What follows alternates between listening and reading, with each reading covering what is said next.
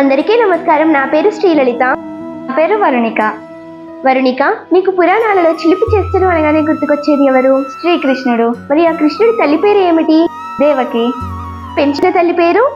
యశోద. మరి ఆ శ్రీకృష్ణుడి మేనమామ పేరేమిటి? కంసుడు.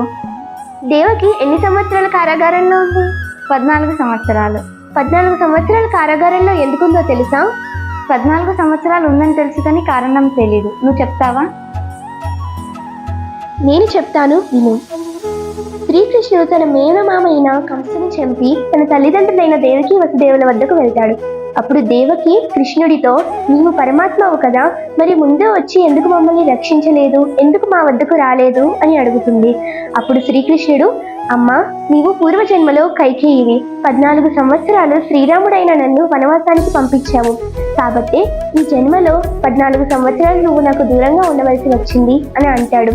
అప్పుడు దేవకి ఆశ్చర్యపోయి, మరి ఈ జన్మలో కౌసల్యమాత ఎవరు అని అడుగుతుంది.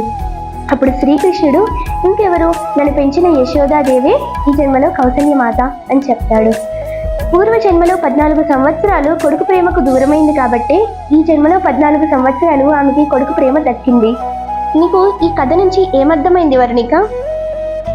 నాకేమర్థమైందంటే మానవులైన దేవతలైన కర్మఫలం అనుభవించక తప్పదని అర్థమైంది లలిత.